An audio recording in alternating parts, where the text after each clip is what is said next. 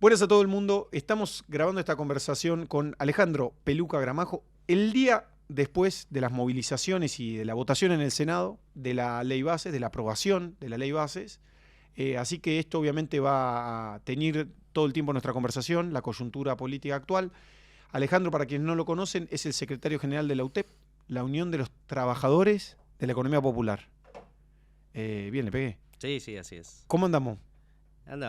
Andamos preocupados por la situación del país. Creo que el país está atravesando una coyuntura política muy difícil, sobre todo en los sectores populares donde nosotros organizamos, donde militamos, en los barrios humildes, se está viviendo una situación muy compleja, ¿no?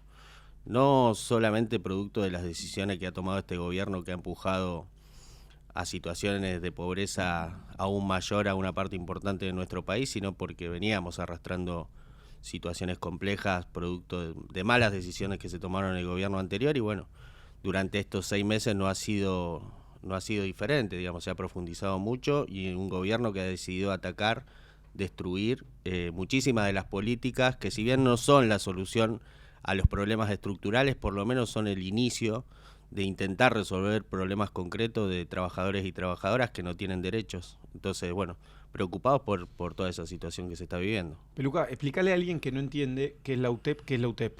Bueno, Y qué significa ser secretario general. Porque la UTEP funciona como un gremio, pero es un gremio bastante particular. sí, es un gremio de nuevo tipo, ¿no? Donde lo que nosotros logramos es un proceso de institucionalización.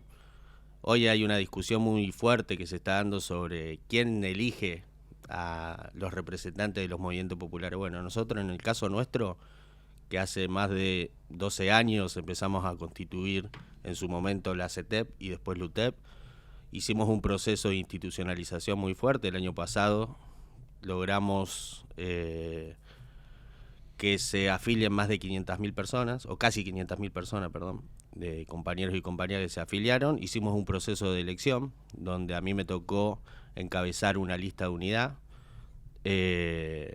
y participaron en el proceso electoral más del 60% de nuestro padrón, cosa que es raro porque en general en los procesos electorales de cualquier gremio, cuando hay una lista de unidad, la participación es muy baja.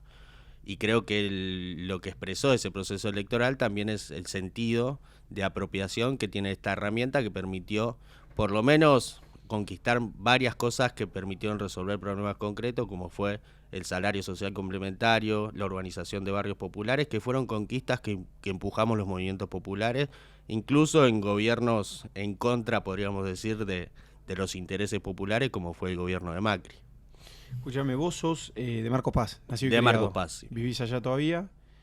Sos referente social de Levita. O sea, tu organización cuando termine tu mandato como secretario general va a ser volver a Levita, digamos, de alguna manera. Pero arrancaste militando en una organización propia que se llamaba Plátano. Contanos un poco cómo fue tu ingreso a la militancia social. Bueno, yo provengo de un barrio popular, vivo en Marcos Paz todavía. Empecé a militar producto de que, como muchísimos pibes como yo, veíamos que el país estaba atravesando allá por los 90 una situación difícil, compleja, de niveles de pobreza creciente, de injusticia creciente, y muchísimos pibes como yo nos metimos a organizar en los barrios populares problemas concretos de nuestro pueblo. En el caso mío, empecé a conocer a pibes de clase media, hijos de jueces, hijos de dentistas, hijos de abogados, hijos de psicólogos, de gente muy prestigiosa del pueblo, porque imagínate que Marcos Paz es una ciudad, hoy es ciudad, pero es un pueblo chico, pueblo de campo. Y empezamos a organizar en los territorios, fundamos una agrupación que se llamó Movimiento Plátano. El árbol de Marcos Paz tradicional es el plátano, para quien no sepa, y nosotros empezamos a armar esa agrupación con mucho debate, mucha discusión, mucha formación, que de alguna manera empezamos a formar esa agrupación y tomamos la decisión de que se llame Movimiento Plátano. Plátano, ¿por qué? Porque hacía referencia al plátano, que es el árbol tradicional de Marcos Paz, y porque también de alguna manera queríamos expresar valores distintos, porque veíamos que el proceso de militancia, de la política tradicional, en general expresa los valores de individualismo, de mezquindad, Y fundamentalmente porque la política tradicional estaba acostumbrada a hacer negocios. Imagínate que el peronismo para nosotros en esa época, después del menemismo, significaba lo peor. Entonces, bueno, tratamos de darle un sentido ideológico, que era la negación del capital, que es el dinero. La negación fundamental al capital, que es el dinero, y tratar de volcar que nuestro sentido de militancia tenía que ver con otros valores, de solidaridad, de compañerismo, de que no pensar en el destino individual, sino en pensar en el destino colectivo. Y bueno, por eso fundamos este movimiento que se llamó Plátano.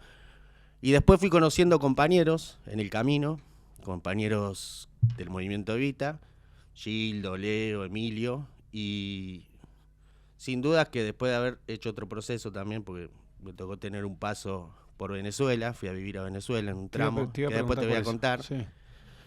Pero yo vi en el Evita que el movimiento Evita tenía alguna frase y una identidad que estaba muy anclada en la idea de pelear por los últimos de la fila. Y que para mí eso es un sentido ideológico y un sentido de pertenencia que sin lugar a dudas me forjó a transitar después de haber militado en el movimiento Plátano con toda la experiencia que nosotros desarrollamos de construcción del territorio, que el camino para pensar en la construcción de un país diferente, uno de los vehículos posibles era el movimiento Evita. ¿Sabes qué? Muy interesante te contaste. Justo cuando estabas empezando a hablar un poco en contra del capitalismo, te voy a preguntar por tu paso por Venezuela. Mi sensación o mi prejuicio es que los movimientos sociales cumplen un rol fundamental de contención. Después vamos a hablar un poco de la intermediación y sobre todo del conflicto que hay con Milei vinculado a la intermediación de ya sea la comida, ya sea planes, pero dejémoslo para más adelante. Los movimientos sociales en general me parece que cumplen un rol de contención, cualquiera que haya recorrido el territorio y sobre todo en los territorios, en los barrios más humildes, muy relevante, pero no conozco casos de transformación. Y mientras más pasa el tiempo, y he andado, me cuesta mucho ver experiencia de transformación de los movimientos sociales, de salida de la situación de pobreza hacia una situación de... Te diría como ideal, yo tengo esta cultura, ¿no? ¿Viste? Hay gente que dice, no, identidad villera, genial lo que vivamos en la villa. Yo te digo, me parece que la mayoría de la gente no quiere vivir en la villa, la mayoría de la gente no quiere vivir mal, que no quiere decir negar su cultura o negar su identidad, sino que quiere vivir mejor, que quiere que tenga acceso a una escuela de calidad, a salud de calidad, a seguridad, a poder vivir en su vida feliz. Y me cuesta encontrar algún caso donde el movimiento social deje masa crítica, que vaya más allá de la contención. Creo que cumple un rol de contención muy relevante, ¿no? Y en muchos barrios dirías, si no ocupara la política ese lugar, probablemente sería otro tipo de organizaciones como el narco o otras cosas. Claro, no sé qué te parece esta provocación. Sí, a ver, tiene que ver con el modelo. Vos no podés resolver el problema de la pobreza, el problema de la desigualdad, si no planificás el país. Y lo que ha pasado en los últimos 40 años...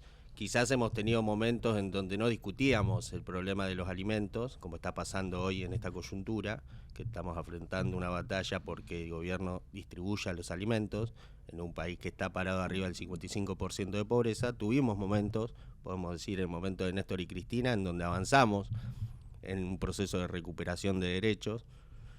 Pudimos también en el gobierno de Macri, por ejemplo, avanzar en políticas específicas, concretas, que insisto, no son la resolución del problema estructural, pero sirvieron para el RENAVAP, por ejemplo. El RENAVAP y la ley de emergencia social, que constituyeron, por ejemplo, un organismo como es el Consejo de Economía Popular, que permitía sentar a diferentes partes a planificar.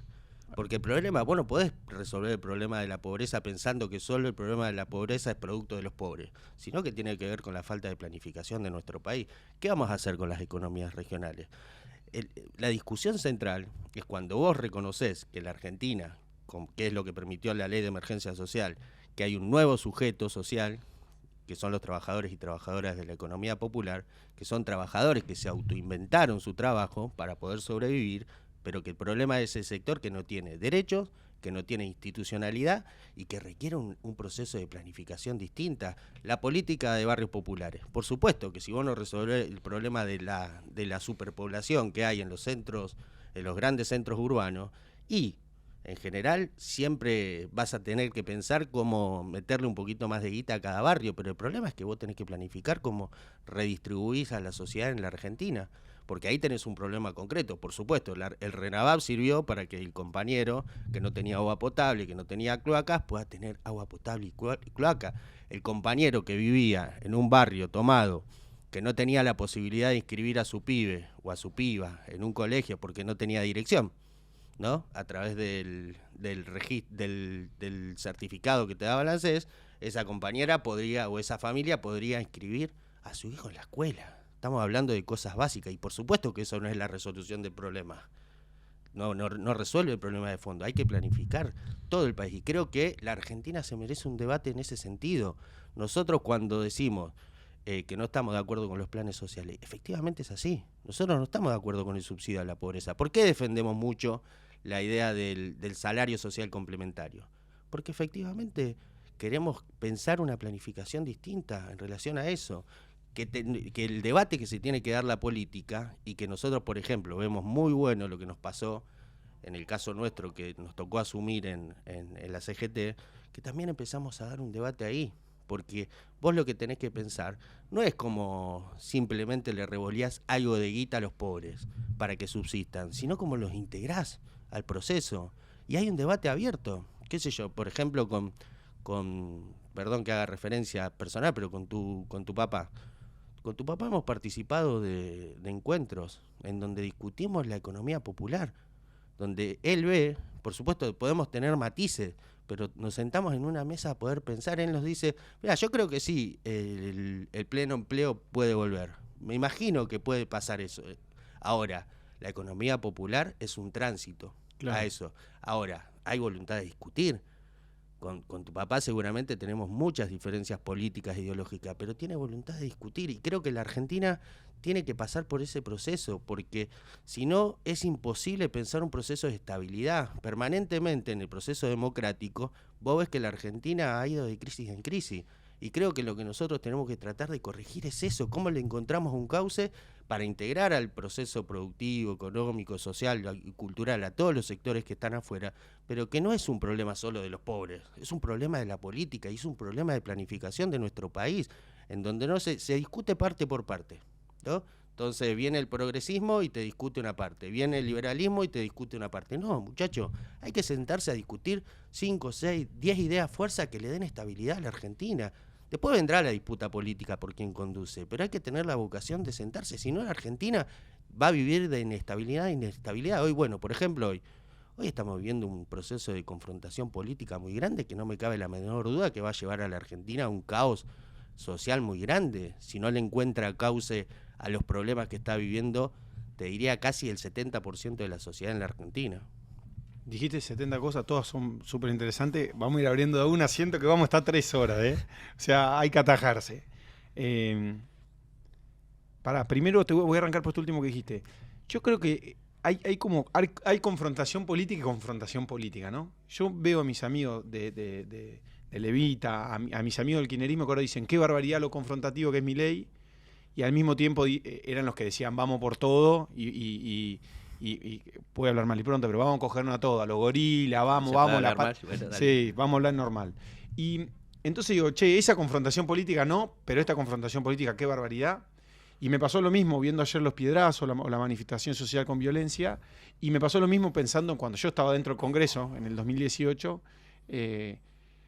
cuando se votaba la reforma que proponía Macri. Y me da la sensación como que hay confrontación y confrontación, ¿viste? Como esa gente dice, la doble vara, ¿viste? No me molestaba y ahora me molesta, y ahora no me molestaba y ahora me molesta. Eso para mí, quería plantearse la primera pregunta. Y sí, es hipócrita, y para mí también pensaba qué bien estábamos cuando estaba Macri, ¿no? Porque vos decías, che, con Macri se podía charlar, que yo creo que en muchas cosas, yo me acuerdo consigna de Levita que decían Macri ya fue.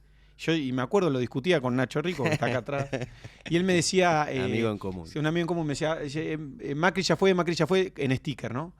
Y te lo mandaba. Y me lo mandaba. Y digo, mirá, Macri al final no estaba tan mal, ¿viste? Porque de repente vino Milei, que transformó la forma de conversar políticamente en mayor confrontación, que para mucha gente era el camino, como mucha gente creo que se frustró con Macri, porque dijo, bueno, Macri no logró resolver los problemas, y te estoy diciendo gente no del campo popular, para decirlo de alguna manera, no gente que ya estaba en contra de Macri, sino gente que podría bancar la agenda de Macri, pero decía, no, ¿viste? Te termina ganando Peluca Gramajo, sos un cagón, andá y rompele la cabeza. Y me parece que eso es una locura que pasó y un deterioro de la conversación. Que yo creo que con Macri, ¿viste? Que yo lo digo a mis amigos ahora, Digo, viste que no estábamos tan mal, que al final el gobierno de Juntos por el Cambio era un gobierno democrático, que quería conversar con el otro, que podía pasar la ley del Renabapo, de la emergencia social, en donde la FER tenían un rol en el gobierno, donde se avanzaba en los registros de los barrios populares, donde había una mirada a la integración social como algo importante, donde había una mirada a la política social como algo relevante, que poniendo las cosas en perspectiva, creo que tal vez uno hubiese actuado distinto, capaz. Y que yo creo que eso hay que recuperarlo, ¿no? O sea, mi mirada es que hacen falta esos espacios de conversación, no la conversación solo por la conversación, pero la conversación de entender que el otro ya es legítimo, de base ya cambia el marco. Porque vos decís, che, yo respeto que, yo creo que él viene de buena voluntad, que lo que yo digo de buena voluntad, que tenemos distintas miradas y que tenemos que intentar hacer algo mejor. Siento que eso se rompió hoy. Pero esta rotura en la confrontación política, en pensar que el otro es un garca o un chorro, en estereotipo es, no, este afana, tal no afana, tal, esa acusación, esa confrontación política la inaugura el kirchnerismo. Existe de que el humano es humano, ¿no? Y no veo cómo haya una reflexión en bajar un cambio y decir, che, capaz que nos equivocamos, capaz que no era ir por todo. ¿Qué pensás de eso? A ver, yo te vuelvo a repetir, creo que en términos ideológicos con el macrismo no tengo nada que ver. Ahora, nuestra vocación siempre está puesta en resolver los problemas concretos de en este caso de nuestro sector. Por eso pudimos sacar las dos leyes importantes que de alguna manera son un paradigma o un cambio de etapa en la lógica o un intento de cambiar la etapa en la lógica de cómo pensar la política social en la Argentina, porque si uno se pone a pensar en los últimos 40 años siempre más o menos fueron las mismas lógicas o las mismas recetas o las mismas políticas para intentar resolver el problema de la pobreza, que es a través del subsidio, y nosotros tratamos de darle una perspectiva distinta, productiva, económica, cultural, anclada en la realidad del sector, porque ese es un dato que hay que ponerlo en discusión. Si vos no desconocés la realidad del sector es difícil, pero si vos crees que los 8 millones de trabajadores que se autoinventan el trabajo en la economía popular, en la agricultura familiar, cartoneando, en talleres textiles, si vos desconocés es imposible pensar soluciones concretas. Y siempre nuestra vocación va a estar puesta ahí. Ahora, ¿por qué pudimos sacar la ley? Porque nosotros creemos en eso, en el diálogo, en el consenso.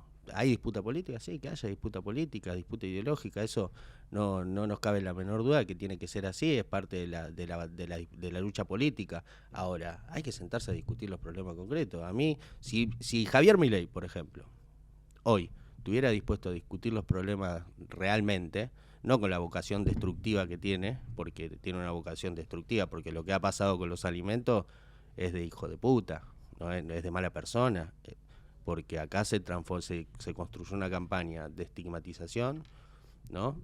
Principalmente sobre mujeres que fueron reconocidas, mirá, por el Congreso de la Nación como trabajadoras esenciales después de haber sostenido cientos de miles de comedores en los barrios populares, y no solamente en los barrios populares, porque frente a la pandemia hubo un parate económico gigantesco, y esas compañeras fueron reconocidas bajo la ley Ramona como trabajadoras esenciales, ley Ramona en homenaje a una compañera que murió, que atendía un comedor y postas de salud. Entonces creo que la batalla política está bien, que la confrontación incluso está bien, pero que el diálogo y el consenso y la construcción de diálogo y consenso en función de resolver los problemas de la sociedad en su conjunto, ese tiene que ser el camino. Nosotros siempre hemos trabajado en esa dirección y no lo vamos a cambiar. Ahora, si nos enfrentamos a un gobierno que viene a tratar de destruir todo, y lo vamos a confrontar, como lo hicimos en este caso, dando batalla en los medios de comunicación, para que la sociedad vea que efectivamente era mentira lo que estaba diciendo el gobierno de Javier Milei, que decía que las compañías eran fantasmas. No son fantasmas, hermano. El mentiroso fuiste vos y tu gobierno, que tus cuatro por lo menos personas de primera línea de gobierno de Javier Milei tuvieron que dar diferentes versiones sobre lo que estaba pasando en este caso con los galpones de alimentos, en donde tenían encanutada la leche, en un país que ha bajado el consumo de leche en más de 20%, sobre todo en la niñez, en donde vemos nuevamente a niños y niñas desnutridas, y estos hijos de mil puta tenían encanutada la leche. Bueno, entonces, si este gobierno tiene una actitud destructiva, si hubiese un gobierno como en el caso de nosotros, no tenemos problemas, después vamos a elección. Armamos un partido, discutimos ideas, discutimos la orientación general de nuestro país, y el que gana, gana. Esas son las reglas de la democracia. Ahora, muchachos, Siéntense a discutir las ¿No cosas. te sentaste con nadie del gobierno de Milei? No, al principio tuvimos algunas conversaciones con algunos personajes que después incluso terminaron renunciando, que tenían buena voluntad, pero efectivamente después lo que quedó en evidencia es que hay un grupo muy reducido que toma decisiones que tiene una idea de destruir todo. Entonces, después fue muy difícil construir canales de diálogo, pero nosotros estamos dispuestos a sentarnos con quien sea, porque nuestro objetivo no es que en este caso Peluca tengo una foto con Petovelo. A mí, si me la tengo que sacar, no tengo problema. En la medida que le lleven las cosas a la gente, en este caso, que le llegue la mercadería a los comedores, porque nuestra batalla no es por la figuración individual, es por resolver los problemas de la sociedad. Hay un tema que vos estás abriendo que tiene que ver, para mí, que está bajo el tema del Morphy, que tiene que ver con la intermediación, ¿no? La sensación, mi mirada, pero creo que es algo bastante extendido, es el rol del Estado o el mercado. Yo soy un tipo que en general el capitalismo tengo mucha simpatía por el capitalismo, me parece el mejor sistema que existe, me parece un sistema que genera bienestar y felicidad. Tiene problemas, evidentemente, pero una de las cosas que tiene que ver con la optimalidad entre la planificación o la organización de la mano invisible, para decirlo en algún caso exagerado, pero el complejo sistema burocrático que tiene cualquier burocracia, desde la compra de comida, desde el almacenamiento en galpones, desde el traslado y demás, contra el subsidio en una tarjeta alimentaria a la demanda, para mí plantea un gran salto de eficiencia. Es decir, che, ¿por qué no le subsidiamos derecho al Morphy a la gente? Hay un punto que yo compro, que me parece interesante de pensar, que es, guarda que individualizando perdés el aspecto comunitario. Exacto. De la contención, que te lo tomo. Pero por otro lado me genera esta otra reacción, fíjate que voy y vengo, estoy zigzagueando, no tengo muy claro qué pienso, pero que es, si vos le preguntás a cualquier persona, si la persona elige comer en su casa o comer en un comedor, te diría que la mayoría va a elegir comer en su casa. Obviamente que depende de dónde estemos hablando, mucha gente que tal vez no tiene condiciones edilicias óptimas o que vive en la calle, pero en general uno pensaría que el núcleo de contención no necesariamente tiene que ser un núcleo comunitario político, sino el núcleo familiar. Y acá me pongo ya parezco medio católico tradicionalista, pero la familia como espacio en donde uno, viste, tenés que comer en tu casa con tu familia, con tus hijos, con tu mujer, no sé, con quien sea. Uh-huh. Entonces tengo ese cruce vinculado al tema, me corro de la polémica, que igual es el tema obviamente necesario. Todos vimos la Agrabois en la justicia discutiendo con la funcionaria esta, ya no sé de qué era, kirchnerista, mileísta o todo junto. O servicio, dicen algunos, yo no sé, viste que no se sabe. Me corro de esa polémica para entrar a lo que está abajo, que mi sensación es que no vamos a resolver el problema de la pobreza y del hambre de esa manera. Como paliativo, como contención, me da la sensación que la intermediación trae un montón de problemas aparejados y tiene algunas ventajas. ¿Qué pensás vos? ¿Cuál es tu mirada? A ver, discutir, creo que la intermediación es medio ridículo, porque hay intermediación en todos lados, y está bien. Yo quisiera que, por ejemplo, si tendría que pensar un Estado con componentes de la sociedad, no me cabe la menor duda que, por ejemplo, pondría de ministro de Agricultura a tu viejo, porque es un tipo que conoce. Tenés que convencerlo. No creo que lo logres convencer. Pero porque conoce. Entonces, vos tenés que recostarte y apoyarte, incorporar a los elementos de la sociedad organizado que conocen cada sector. No me cabe la menor duda que para conducir el Ministerio de Trabajo pondría a alguien que conozca sobre la realidad del trabajo, y que incluso incorpore la realidad que nosotros venimos planteando. Y en este caso, en el más abajo, ¿no?, que estamos hablando casi de la supervivencia, porque estamos hablando del alimento, ¿no? Es lógico que hay que discutir una nueva configuración del sistema alimentario, ¿no? Porque está claro que tener galpones en Jujuy y vos haces una compra centralizada en Buenos Aires, tenés un gasto logístico innecesario. Tenés la tarjeta alimentar, por ejemplo. La tarjeta alimentar es una población, estamos hablando que en la Argentina hay más de 25 millones de personas en situaciones de pobreza. La tarjeta alimentar llega a, creo que, 2,5 millones de personas. Y el otro aspecto es lo comunitario que vos decís. Para mí eso es un elemento central, porque no solo en el barrio existen las organizaciones sociales, más, si querés, con algún sentido político. Tenés de todo, el club de barrio, la iglesia, los movimientos populares, gente independiente, sí, que no pertenece, hay muchísimas ONG que tienen vida comunitaria en el barrio. Y que lo que te permite a vos construir eso, por supuesto, nosotros peleamos para que la gente tenga trabajo y pueda comer en su casa. Y que tenga trabajo no solamente para que pueda comer en su casa y organice su familia, sino también para que puedan mandar a sus pibes a la escuela, para que puedan tener salud. Peleamos por todo eso. Ahora, cuando la realidad te lleva a discutir lo más básico, bueno, para nosotros el elemento comunitario es un elemento central hoy, porque frente a la destrucción del tejido comunitario, lo único que avanza es el narcotráfico. Hoy la Argentina no es lo que es, por ejemplo, Brasil, las favelas de Brasil, donde vos tenés a pibes de 12, 13 años enfierrados, porque hace más de 20 años que existen los movimientos populares y la organización en el barrio. Si eso no existiera, seguramente los niveles de violencia en la Argentina y el crimen organizado sería mucho más grande. Entonces, ¿eso resolvió el problema? No, por supuesto que no. Pero porque el problema no es solamente ese, el problema es la falta de planificación de la Argentina. La falta de, ¿cómo puede ser que en la Argentina, con la importancia que tiene el campo, hayan desaparecido los tambos, por ejemplo? Y que vos tengas una empresa que concentra... Gracias al kirchnerismo. Sí, y bueno, hay que debatir eso. Nosotros no estamos en contra de debatir, porque uno tiene que sacar conclusiones de los procesos. Y yo creo que el kirchnerismo es un proceso que fue bueno en algunos aspectos y malo en otros. Ahora, ¿eso me hace antikirchnerista? ¿Me hace estar mal con Cristina? Claro. No. Me hacen, no, para nada. Sino, sí, autocrítica, y uno tiene que pensar cuáles son los pisos para construir una Argentina distinta. Porque si yo no saco un balance del proceso de los últimos 40 años de mínima, que creo que a partir del triunfo de Milei hay que hacerlo, que hacer un balance de lo que significó este proceso democrático, pero también en el caso de los que de alguna manera reivindicamos determinados procesos políticos, históricos en estos 40 años, también hay que sacar balance. A mí no me cabe la menor duda que en el proceso de gobiernos populares que vivió América Latina tuvimos balance positivo o balance negativo.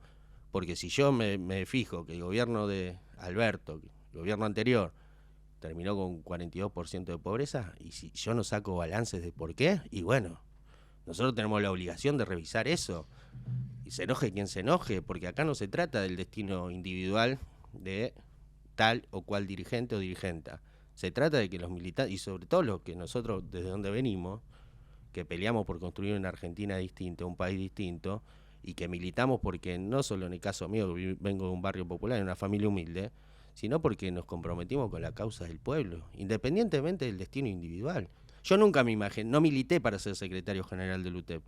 Sí, ni existía cuando arrancaste. No milito en función de mi destino individual, ni del lugar que me toque ocupar. Si me toca revolver la olla, la hago. Si me toca ser secretario general de la presidencia, de la UTEP, lo hago. ¿De la presidencia también te animás? Sí, cualquier cosa, pero nunca, a ver. Nunca por un objetivo individual, está claro. ¿Sabes por qué? Yo tuve, en mi formación individual, personal, tuve determinados hechos que me marcaron.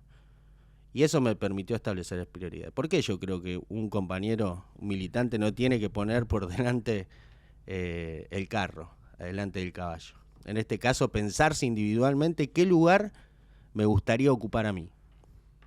Porque el liberalismo te hace cometer errores. Si yo me pongo a pensar, Peluca, ¿te gustaría hacer no sé qué? No sé, no me importa. Yo peleo por algo y me organizo por algo. Si eso hace que Peluca termine como secretario general del UTEP, está bien, lo asumo con responsabilidad y me preparo para tratar de hacer el mejor papel posible. Pero lo que hay que evitar es tratar de que la lógica sea esa. Porque después pasa lo que pasa, mira, perdón que vaya y venga, pero pasa lo que pasa en la ley ayer. Que tenían que votar los senadores que representan a las provincias en un país federal. Escuché un videito tuyo el otro día que hablas del federalismo. Mirá, 2 senadores que inclinaron la balanza a favor de la ley Ómnibus. Problemas individuales. Problemas de sus provincias, en un país federal. No es posible pensar la discusión en términos más federales y hacer lo que se tenga que hacer sin pensar si a una senadora le ofrecen la embajada y eso le hace bien individualmente, o un senador le ofrecen, que hoy salió en el boletín oficial, ya la posibilidad de designación de directores en Entre Ríos. Muchachos, hay que discutir desde otra perspectiva. Sé que hay una cosa para mí de la época muy chota. En nuestra época viene con un surgimiento de la política de identidad, identitaria, ¿no? Esto se ve mucho en Estados Unidos, se ve mucho en Europa, pero como esta cosa, las mujeres solo pueden hablar de tema de mujeres, los negros solo pueden hablar de tema de negro, el pobre solo puede hablar de tema de pobre. Y a mí esa mirada corporativa o identitaria me genera una alergia total, primero porque yo siento que la riqueza está en la mezcolanza y que, obviamente con respeto, no es lo mismo alguien que vive en un barrio popular que alguien que no, porque no va a tener la misma experiencia, pero de repente un investigador del CONICET que se dedicó 20 años a estudiar barrios populares y que es un pibe de clase media que estudió en la Nacional de Buenos Aires, capaz que puede sumar una buena perspectiva. Totalmente. Entonces a mí la mirada esta corporativa de que el de agro se haga cargo de agro y el de trabajo se haga cargo de trabajo, en general me tiende a generar por lo menos alerta. Entiendo que las personas que tienen que estar a cargo de los temas tienen que tener idoneidad. Está bien, pero vos tenés que establecer bases mínimas hacia dónde querés ir. No es que uno reparte en función de contener, sino uno tiene que tener una planificación. Bueno, ¿cómo hacemos para integrar en este caso a los trabajadores de la economía popular al proceso, si querés, formal? ¿Cómo haces?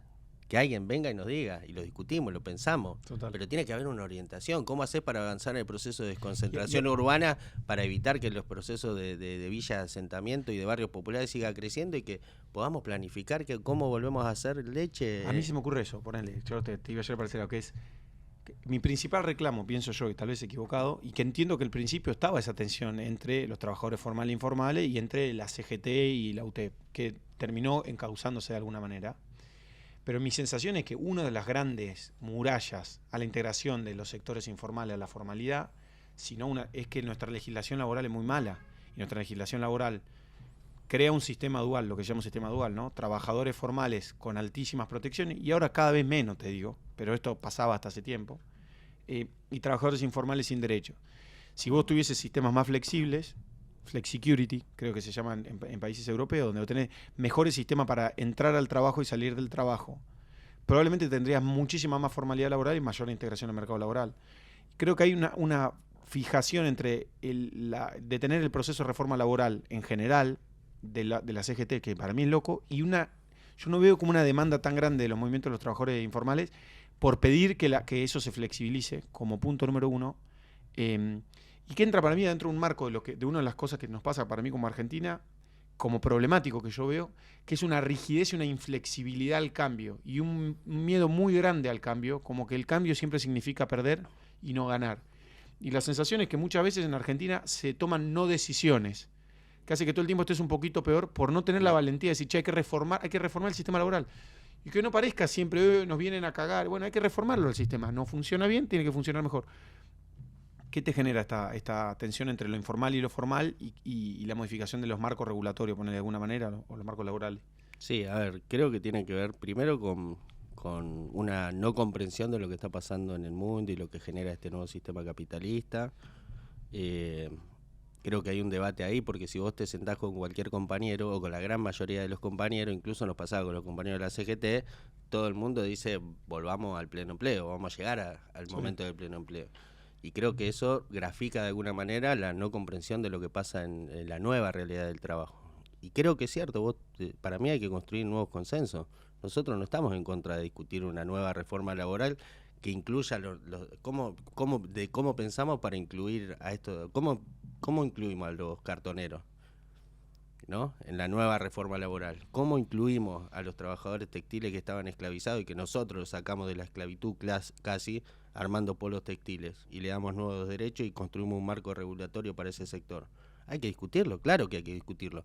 Nosotros nos oponemos a eso, por eso nosotros intentamos, empujamos, discutir, no solo con los compañeros de la CGT, sino también con cada gobierno, un proceso de integración de ese sector, porque hay que dar ese debate. Ahora, hace mucho tiempo que también venimos a la defensiva de alguna manera, porque hay una negación no de parte nuestra, sino de la mayoría de los sectores políticos, de algunos sectores sindicales, que empezamos a discutirlo, por suerte, después de mucho debate con los compañeros. Ayudó también mucho Francisco, porque Francisco habla mucho de los movimientos populares, de la nueva realidad que crea este sistema capitalista, que expulsa, que excluye, que tiene un nivel de concentración muy grande. Bueno, toda esa nueva realidad a nosotros nos permitió discutir muchas cosas. Yo creo que hemos avanzado mucho. La economía popular hoy, por ejemplo, se estudia en las universidades, hay cátedra, y eso ha sido producto de la pelea. Ahora, ¿alcanza? No, claro que no alcanza. pero no es por responsabilidad. Nosotros estamos de acuerdo que hay que discutir una nueva reforma laboral. Hay que discutirla, pero hay que discutirla con los empresarios, hay que discutirla con el Estado, hay que discutirla con los trabajadores y construir nuevos consensos, pensando de cómo integramos, no para pensando en la lógica de la disputa y la competencia con los sectores formales. Al contrario, sino que los sectores formales no solo empecemos a curar las heridas que ha generado todo el proceso de división en el territorio, donde vos tenías a compañeros que cobraban un salario social complementario y gracias a la campaña de persecución, de estigmatización que sufrieron los trabajadores y trabajadoras de la economía popular y los movimientos populares, vos tenés una división. Dejémonos de joder.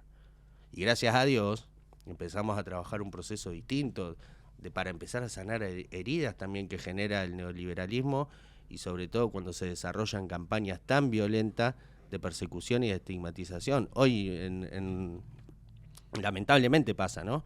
Pero voy a describir hoy a nuestros comedores vienen laburantes que se quedaron, que antes veían a nuestro compañero como con malos ojos y ahora vienen a pedirnos comida. Y se acercan. Antes algunos venían a donar, eso es cierto. Venían laburantes, clase media, comerciantes a traer donaciones a nuestros comedores. Ahora la mayoría viene a pedir comida, porque la situación es grave. Pero más allá de eso, creo que hay que discutir una nueva reforma laboral. Sí, nosotros estamos de acuerdo. Pero no insisto que no en la lógica de disputa, sino en la lógica de cómo integramos esto que está afuera. Total. Porque vos estás hablando de que en la Argentina tenés 6 millones de trabajadores en el empleo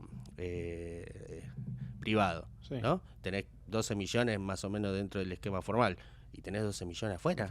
¿Qué hacemos con ese sector? A mí lo que me pasa con lo que vos decís es, tiendo a coincidir, y para mí el rol de la conversación es muy relevante. Soy bastante gramsciano, ¿viste? Esta idea de que el cambio cultural y que la cultura pesa mucho, pero después en un momento hay que hacer. Y mi sensación es, yo siento que hay más, capaz que estoy prejugando, ¿no? Pero yo siempre voy mucho más allá y pago el costo de ir para allá que el costo que paga hacia el movimiento popular, para decirlo de alguna manera. Yo pago el costo todo el tiempo de eso, porque creo que es lo que uno tiene que hacer, pero muchas veces siento que como arrancó la conversación al principio con la confrontación política, qué barbaridad que Milei confronta, pero el kirchnerismo no veíamos que confrontaba, era igual, yo lo veo igual, me parece igual de mal en los dos casos. Y yo digo, siento que muchos de Macri pagó el costo de ir, de hecho la crítica a Macri es, vos fuiste hablando con los movimientos sociales, y muchas veces yo no sé si el movimiento nacional popular paga el costo de venir para acá, porque es verdad, lo veía el otro día, lo escuché a Rosenblatt decir, lo invité a Pichetto y me putean, ¿viste? Yo creo que el movimiento popular no sé si quiere pagar el costo de conversar. Y por conversar para mí requiere necesariamente de renunciar. Conversar con el otro, si es genuino, vos entrás sabiendo que no tenés la certeza de que todo tenés razón. De que el otro puede decir algo muy bueno, de que yo puedo aprender. Y esas son las mejores conversaciones. Ese es un punto, pero... Y después, el otro que tiene que ver con... para mí el paso primero es construir confianza, conversar como un camino de entender que el otro quiere que las cosas salgan bien. Y después la acción. La acción para mí es necesaria porque la conversación en el aire si no queda como un argumento político o como una declaración de intenciones. Viste que en un momento era como, bueno, hagan una mesa y no la crítica a Alberto, ¿viste? Siempre hacía una mesa para algo y no pasaba. ¿Cómo crees que es el camino de pasar del plano hacia la conversación y la confianza? Que yo creo que igual a la Argentina le falta mucho de ese primero para después poder llevarlo al plano de la acción, que bueno, hay experiencias que ustedes hicieron, Argentina Armónica tiene algunas experiencias en el medio y hay cosas, pero... ¿Cuál es tu reflexión de eso? No, bueno, no solo Argentina Armónica, insisto con dos cosas que fueron importantes y que refleja el espíritu de lo que nosotros creemos que hay que intentar hacer, que son las leyes que sacamos con los movimientos populares, que de alguna manera, no me cabe la menor duda que es así, son las leyes más avanzadas en términos de pensar la política social en la lógica de la resolución real del problema, porque le estás dando un enfoque de trabajo, un enfoque productivo, un enfoque que tiene que ver con la vida real. Y vos estás tratando de institucionalizar no la pobreza, sino cómo pensar en el proceso de integración. ¿Y sabés cómo logramos sacar esas leyes? Sentándonos con todo el mundo. Sentándonos con el PRO, sí, sentándonos con los justicialistas, con los radicales, con Lilita Carrió, con todo. ¿Por qué? Porque nuestra vocación en ese aspecto es resolver el problema de la gente. Y resolver un problema concreto, que en este caso es la disputa por integrar a más de 8 millones de personas al proceso productivo, económico, institucional. Y creo que eso hay que hacerlo. Y nosotros no es que lo decimos solamente, lo intentamos hacer.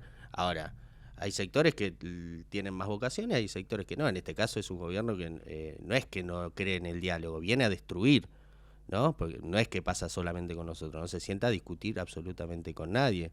Y tiene una lógica de confrontación que excede la disputa política, o la disputa ideológica, o la batalla cultural, ¿no? Porque hay mecanismos de persecución a través de los medios, no solamente a los movimientos populares. Le pasó al gobernador de Chubut, cuando empezó a desarrollar una disputa no me acuerdo bien por qué, pero todos fuimos testigos de la campaña de persecución que hizo el mismo presidente de la nación, ¿no? Hasta burlándose de lo que le pasaba, una cara como si tuviera síndrome de Down.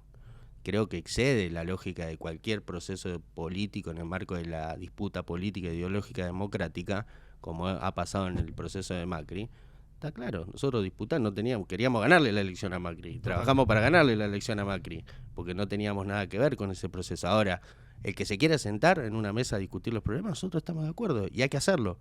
En el caso nuestro lo hacemos, lo hicimos. No es que lo enunciamos solamente pensando en que eso queda bien para la tribuna y que vamos a contratar, por ejemplo, no le quiero cagar el laburo a nadie, de asesores de imagen para que nos diga si eso lo que estamos haciendo queda bien para la tribuna o no, ¿no? No, porque no creemos en eso. La lógica nuestra va en otra dirección. Entonces, creo que nosotros tenemos sobradas pruebas de nuestra vocación de diálogo, de construcción. Por supuesto que nunca vamos a renunciar a la disputa política tampoco, porque algún día queremos que conduzca este país un laburante y vamos a trabajar para que eso suceda. Que abriste una me la guardo, pero una ventaja que me parece interesante. Vos naciste con la democracia. Sí. ¿Naciste en qué año? No, 81, saliendo de la democracia. Claro, bueno, pero arrancaste ahí, digamos. Y entiendo que bancás el régimen democrático, tuviste una experiencia en Venezuela y quería preguntarte tu mirada sobre eso, porque definitivamente Venezuela no es una democracia. Estas elecciones lo demuestran. Prohibieron a varios candidatos a presentarse, presos políticos, y ya en un modo muy exagerado. Entiendo que vos estuviste más en el periodo chavista, tuviste un tiempo allá, capaz yo lo entiendo mal, pero una especie de esos intercambios revolucionarios para ir a conocer las experiencias. ¿Qué reflexión haces de lo que viviste en Venezuela? Contanos un poco de eso y qué pensás de lo que está pasando ahora. A ver, sí, yo todavía vivía Chávez, creo que fue el 2009. Sí, 2009. Empezando de adelante para atrás. Yo creo que hoy el proceso político de Venezuela no tiene nada que ver con lo que intentó hacer Chávez, digamos, ¿no? Creo que hubo muchos errores que se cometieron. No simpatizo hoy con el proceso tal cual está. Pero sí en el proceso de Chávez, no es cierto que era una dictadura, bajo ningún punto de vista, porque yo viví pero participé de elecciones y participaba todo el mundo. Después te ganaban. Y Chávez participó creo que tuvo 16 elecciones, una cosa así. Yo fui a Venezuela porque conocía a compañeros y me interesaba mucho conocer el proceso de participación popular en Venezuela, que era una cosa muy piola que se estaba dando. La primera semana que estuve, para que te des una idea, me mandaron ahí a los círculos militares, que eran complejos de los militares. Tenía que volver a las 8 de la noche, porque había un supuesto problema de inseguridad en Caracas.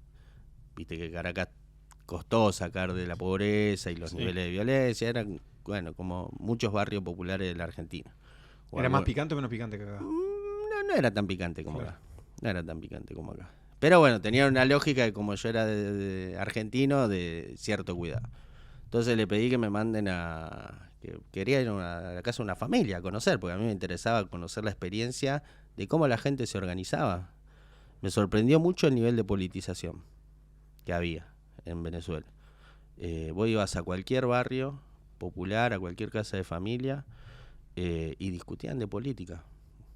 Algunos tenían más matices, más coincidencias totales con el proceso político que encabezaba Chávez, pero lo importante era que vos tenías en una sociedad que venía muy golpeada, ¿no? Porque los niveles de pobreza y desigualdad en Venezuela eran muy grandes, y Chávez lo que hizo fue un proceso de distribución importante, a partir de tomar el control de los recursos que generaba el petróleo, que ese es el gran problema que para mí tuvo Venezuela, que después vos no produce absolutamente nada. Entonces es el inicio de un proceso que estuvo absolutamente inconcluso y que después tuvo muchas dificultades para darle una continuidad en función de lo que venía haciendo Chávez. Pero me interesaba mucho ver todo el proceso de organización comunitaria, porque Chávez institucionalizó el proceso comunitario, que sacaron una ley que era la ley de las comunas, en donde vos te organizabas barrio por barrio y ibas a un proceso electoral. Y un proceso electoral que, bueno, el que ganaba tenía la responsabilidad de transmitirle a un instrumento del Estado, que en este caso eran las alcaldías, creo que se llaman así, son los municipios acá, planificaciones concretas sobre tu barrio. Entonces eso habría un proceso de debate, de estudio sobre lo que pasaba en manzanas, porque ni siquiera el barrio completo. Tenías una ingeniería muy planificada que te permitiría construir un proceso de planificación muy similar a lo que hicimos acá con el RENAVAP, pero mucho más integral, porque se abordaban los consejos comunales, tenían que pensar los problemas de la salud, los problemas de la educación, los problemas de la integración urbana, bueno, cada problema que aparecía en el barrio, y eso era un proceso interesante, no solo por el nivel de participación popular que eso hace, que es lo que te permite apropiarse de las cosas. ¿Pero no crees que ese proceso terminó degenerando lo que es hoy y que es lineal? Terminó mal porque... ¿Pero no era lo mismo? O sea, yo veo matices, porque veo que Chávez tenía sinceramente una intención de ir a un proceso de participación popular, de estabilidad en Venezuela, por supuesto con una lógica de disputa política e ideológica, que ganó las elecciones y trató de formar a su pueblo en una determinada dirección. Después creo que a partir de eso hubo cambios. Cuando vos terminás un proceso, no terminó, pero cuando tu proceso, si vos no haces un balance que no podés producir papel higiénico, bueno, pregúntate por qué. Claro. Evidentemente hubo fallas. Sí, para mí, vos no te podés quedar siempre en la lógica de... no fue una revolución. No fue una revolución. Entonces, fue el inicio de un proceso. Sí. Fue el inicio de un proceso que quedó inconcluso. Que yo saco cosas positivas. Como saco cosas positivas de cada proceso en América Latina en la etapa de gobiernos populares. Cada cosa... Ahora, no logramos hacer lo que veníamos a hacer, que construir una América Latina unida, una América Latina integrada al mundo desde una perspectiva soberana, independiente. No lo logramos hacer. Fue una batalla inconclusa. Ahora, tenemos que sacar conclusiones de lo que pasó, lo bueno y lo malo. No para buscar responsabilidades individuales, sino porque tenemos la responsabilidad de construir las conclusiones necesarias, sacar los balances necesarios para pensar para adelante. Porque, insisto, en el caso nuestro, Argentina, 2023, termina con un 42% de pobreza. Y algo hicimos mal. Y hay que revisarlo. Te quería decir dos cosas. Una, vinculada a la utopía que soñaron esos procesos de izquierda populares. Yo creo que la utopía está... Como que siento que todo el argumento que hacían y la utopía que construían no iba a andar nunca. O sea, no anduvo. Como me decís, es distinto los matices en los distintos lugares, pero con la utopía que cada uno construía era la de cambiar el sistema. Que el sistema capitalista no funciona, una América Latina unida y demás, y que nunca funcionó así, que siempre me parecía como que era más una trampa argumental, que no digo que había gente que la creía, había mucha gente que creía en eso, pero ves los procesos y al final terminaban generándose el reemplazo de la élite de ADE, COPEI, venezolana, 90s, y en esa sociedad mucho más jerárquica que las argentinas, ¿no? Por el carajo mucho más jerárquica que la Argentina, donde ahí sí hay gente que tiene y hay gente que no tiene. Acá como dicen la élite, yo digo, la élite, anda a Colombia a ver la élite. 3 autos de custodia, todo culata, ¿viste? O sea, todos armados, y no ves una persona pobre ni por joda si tenés guita. No la ves. En Argentina eso es distinto. Eso para mí es uno de los grandes atributos que nosotros tenemos como país, que es una cosa que, que hay que aprovechar y que hay que explotarla más. No existe eso. No existe en Latinoamérica. Por eso. Ahora. Lamentablemente se está empeorando. Pero digo, Argentina, Uruguay, países tradicionalmente plebeyos, sociedad de frontera, o sea, países así muy iguales, pero estoy yendo para otro lado. Yo creo que la hipermovilización, la hiperdemocracia como argumento, por eso yo creo en la democracia liberal, la democracia republicana o constitucional, entiende que hay una parte del proceso que es de consulta y de respeto a la decisión de las mayorías, pero hay una parte del proceso que es del respeto a la minoría. La sociedad hipermovilizada para mí es una catástrofe.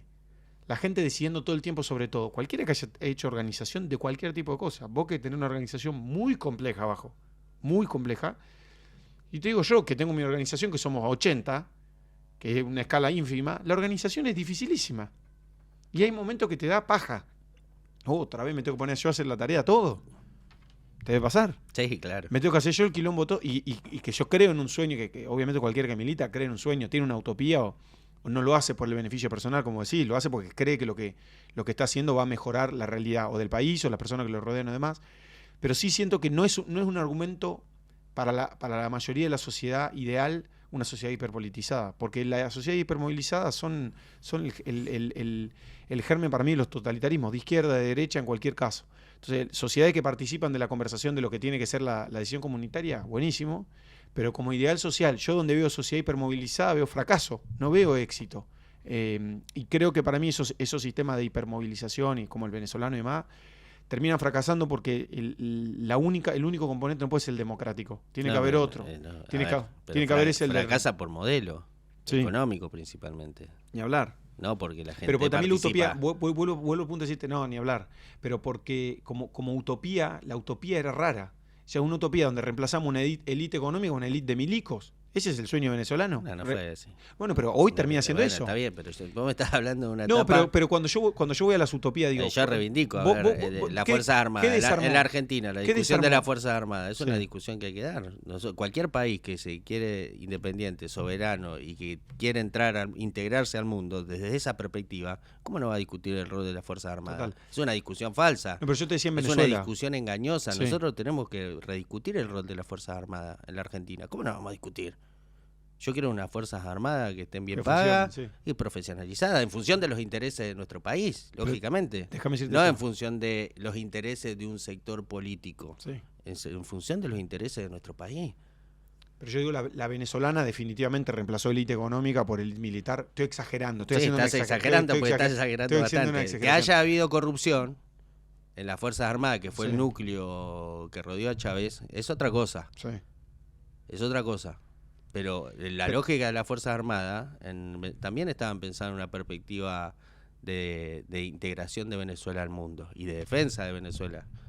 Eso es lo que hay que discutir. Después hubo corrupción, sí, hubo corrupción en las Fuerzas Armadas, hubo corrupción con empresarios. Sí, hay. Hay porque no funciona todavía el día de hoy. Digo. Pero yo quería decirte, eso pasó en Venezuela. Pero en Argentina, la utopía kirchnerista o el sueño kirchnerista también me parece que no terminó creando burguesía local o reemplazando o lo que X sea el camino. Terminó creando para mí, a la larga del proceso, si vos lo mirás como una película y no como una foto. Claro, como una foto, porque vos ves el fragmento y decís 2003-2007, el gobierno de Néstor vuela por el aire. Sí, sí. Y vos sos de la camada, los que tienen 40 y pico, que el gobierno de Néstor le dio ilusión. Yo soy de otra camada, yo soy de la camada todo chocado. O sea, yo soy de la camada primero de Cristina, un poquito de conciencia política, después primero Cristina, segundo Cristina, Macri, Alberto Milei. O sea, yo no la vi ninguna. Pero entiendo que la camada 2003... bastante joven. Sí, 30 tengo. La camada 2003-2007 haya vivido con una cierta ilusión de esperanza. Pero el fin de la película es negativo. Yo quiero decir, igual todos aprendizaje. Yo tengo una mirada optimista como vos, que creo que cada presidente a la Argentina le aporta y le agrega una base arriba del otro. No tiendo a tener esa mirada pesimista, pero el fin del proceso y de la utopía kirchnerista, ¿cuál es? ¿O cuál fue? Porque yo veo acá al final de la película y digo, no logramos generar algo más sano.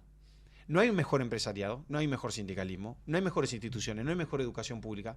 Y yo te diría, como actor de ese proceso, como yo hago mea culpa o autocrítica de lo que fue nuestro gobierno, el gobierno de Macri, yo laburé 4 años en el gobierno de Macri, digo, todas estas cosas las hicimos mal, todas estas cosas las hicimos bien y más. Pero digo, no, la utopía no funcionó. Esa es la diferencia mía, más allá del modelo, más allá de si en el kirchnerismo no había gente que robaba, o si funcionaban mejor los servicios públicos y demás, la utopía, que es el fundamento que estaba abajo, era equivocado. Esa es mi mirada, obviamente, ¿no? pero yo siento que para la de muchos gobiernos de izquierda, no el caso de Lula en Brasil o de otros gobiernos, la utopía era una utopía que estaba errada. Por eso no funcionó el sueño de la patria, nuestra América unida. Bueno, está bien, en Colombia, por ejemplo, no gobernaba la izquierda. No, Y total. tampoco, y no funcionó. No, bueno, qué sé que yo, no, para cosas no. sí, para cosas no. No, vos recién me decías que la élite colombiana no ve a un pobre ni de casualidad. No, total. Bueno, evidentemente porque también hay un modelo de concentración que favorece, Total. o un modelo que favorece a determinados Sí, la sectores. violencia, Bueno, pues, la Colombia en particular violencia, por la bueno, violencia. claro, bueno, pero también tiene que ver con un contexto. Sí, sí, ni Por hablar. eso yo creo que en el caso nuestro, que en el caso personal incluso, que reivindico determinados procesos políticos, caso de Néstor, caso de Cristina, caso de Chávez, caso de Evo, caso de Pepe Mujica, bueno, uno tiene que sacar las cosas buenas. Las cosas malas hay que reconocerlas y cambiarlas. Sí. Porque yo coincido con vos, siempre hay que tratar de ver, no la foto, sino pensar la película y pensar las perspectivas para adelante también. Por eso creo que este momento de quiebre, porque para mí el momento de que Milei gane, es un momento de quiebre político en la Argentina, porque le pasa a todos, le pasa al peronismo, le pasa al radicalismo, le pasa al PRO, que pateó el tablero el tipo. Entonces, uno tiene que revisar para atrás y hacer balance. En el caso nuestro que participamos, que reivindicamos el gobierno de Néstor y Cristina, yo lo veo como un piso. No el 100% de las cosas. Algunas cosas las veo como un piso importante para pensar la construcción de un país distinto. Y saco conclusiones también de procesos en donde tuvimos que ser oposición, como por ejemplo en el gobierno de Macri, donde logramos sacar cosas importantes a partir del consenso. Entonces creo que el instrumento del diálogo y consenso también es un elemento positivo para sentarse a discutir con diferentes actores de la política, del empresariado, del sindicalismo, a discutir cómo nos integramos, en este caso, en nuestro sector. Entonces, creo que hay que pensar la película, hay que hacer un proceso de revisión para atrás, sacar conclusiones. En el caso nuestro, seguramente no tendremos balances comunes, pero ponemos arriba de la mesa determinadas discusiones para pensar cómo construimos una Argentina con estabilidad. Y no estabilidad para un sector minoritario de la Argentina, sino una Argentina que rompa la lógica de la crisis permanente, porque cada vez que entramos en una crisis terminamos con mayor pobreza y desigualdad. Entonces hay que romper eso. Y todos los que tengan buena voluntad, sean hombres, mujeres, que quieran avanzar en una Argentina con estabilidad, bueno, construyamos los consensos, pongámonos de acuerdo de cuáles son los 10, 12, 5, 4 puntos que son centrales para pensar, en el caso nuestro, cómo resolvemos el problema de la pobreza y cómo integramos a ese sector, al proceso económico, productivo, le damos posibilidad de blanquearse, de institucionalizarse. Queremos discutir eso, queremos pensarnos en ese sentido. Te quiero hacer una última pregunta. Es más personal, podés no respondérmela, pero a mí una cosa que me sorprende de vos, de las veces que te he escuchado y de la gente que te conoce, que tenemos en común, es casi te diría como no sé si generosidad, pero tu forma de encarar la conversación de una manera optimista y noble. Y vos tenés un enfrentamiento con la policía, si lo que me quieras contar, que te deja una secuela y que yo siento que yo me hubiese tomado eso con mucho más enojo, viviría mucho más caliente frente a lo que me pasó y viviría todo el tiempo buscando la excusa para estar enojado, no para estar buscando la vuelta, que es algo que me parece muy noble de tu persona y que me parece también particular, lo que nos quieras contar.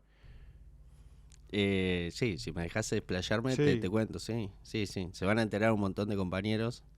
¿Te referís al accidente? Sí. Accidente. Te digo que se van a enterar un montón de compañeros porque hay compañeros que ni saben.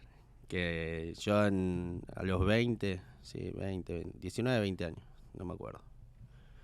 Tuve un episodio siempre tuve la vocación medio justiciera.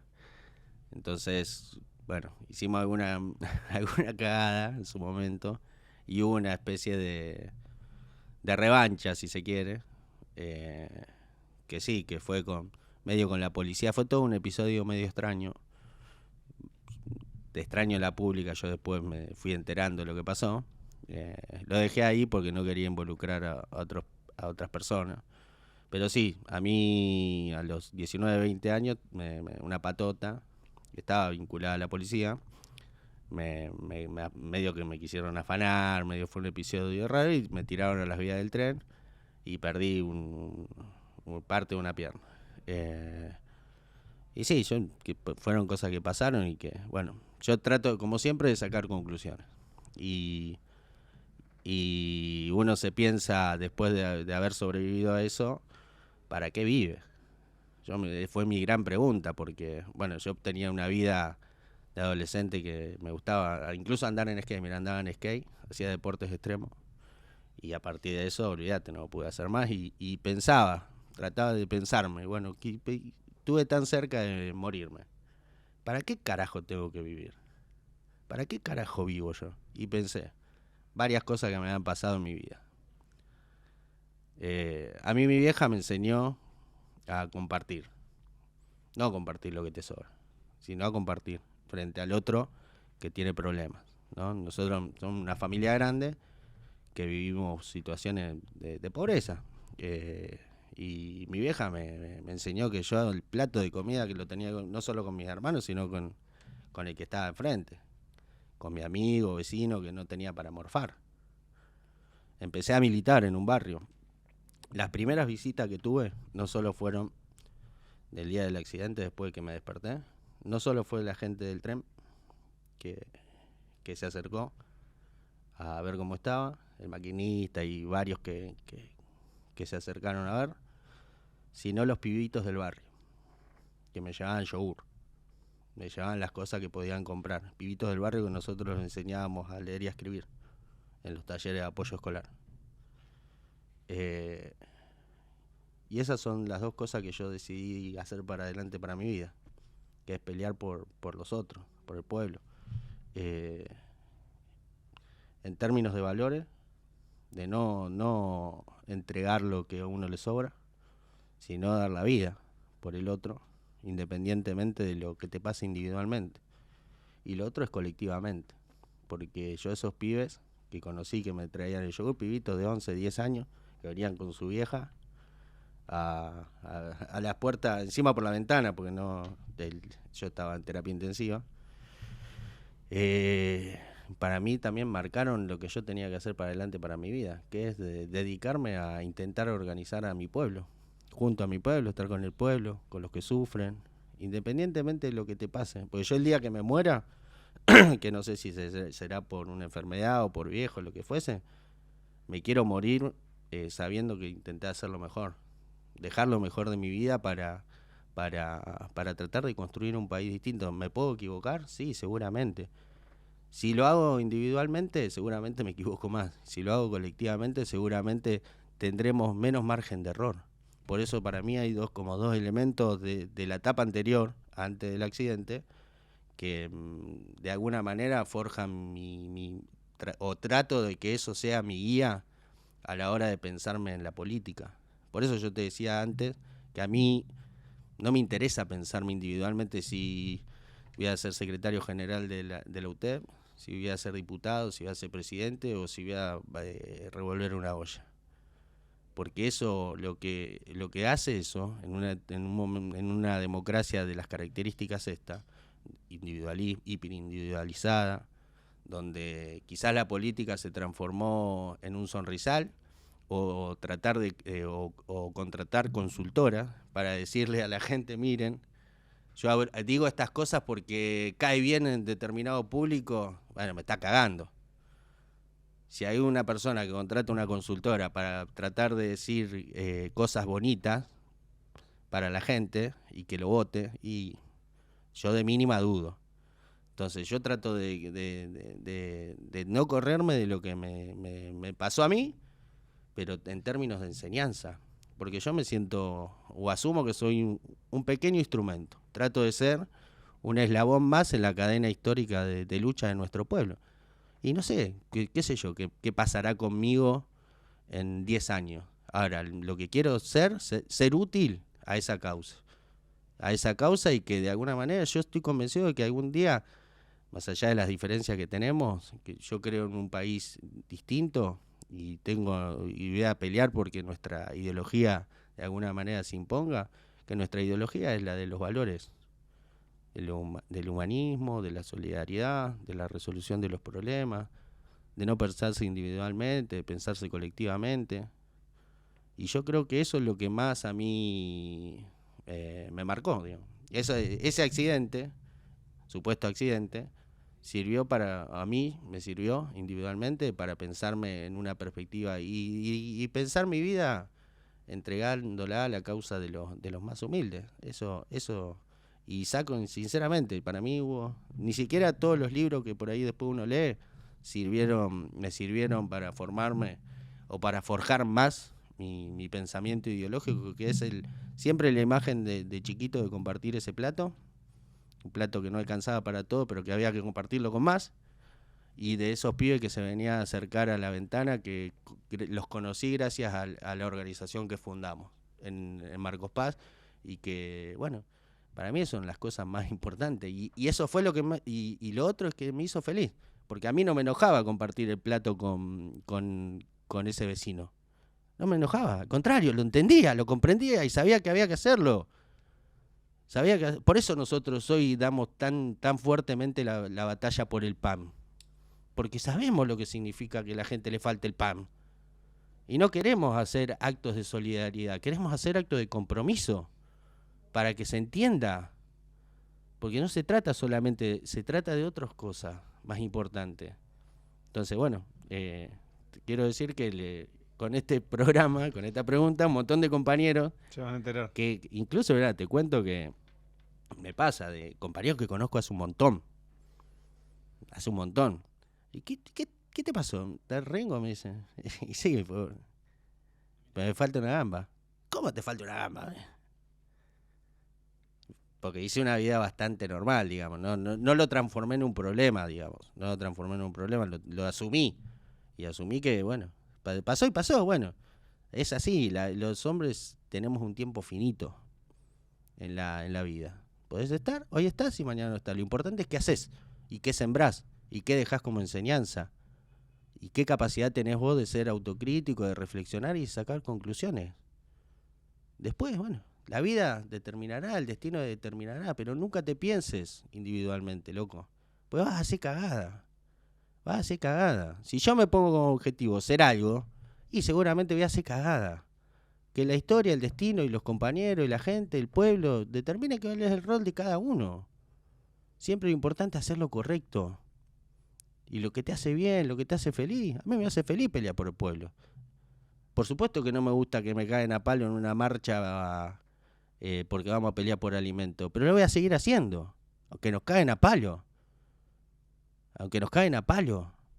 Lo vamos a seguir haciendo hasta el último día de nuestra vida. Y así como yo, hay miles.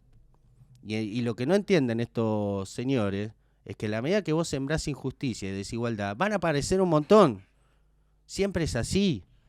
Porque el pueblo solidario es consciente. Y a la gente le hierve la sangre cuando ve que los pibes se mueren de hambre. Cuando ve viejos que no tienen para comprar un medicamento y que están postrados en una cama. Eso va a pasar. Bueno, así, esa es la historia mi historia es la historia de miles de pibes. Capaz que vivieron, no perdieron una gamba, pero le pasaron o conocieron. O le pasó cerca a un pibe que se murió, loco, por desnutrición. ¿Cómo no te va a doler eso? Bueno, nosotros militamos para tratar de construir una sociedad con valores distintos. Gracias, Pelu. No, gracias a vos. ¿La pasaste bien? Sí, claro. Bueno, nos vemos a todos. Gracias por estar hasta acá. Si quieren, suscríbanse. Como siempre, suma un like, compartan la charla y nos vemos la semana que viene con alguna otra buena conversación.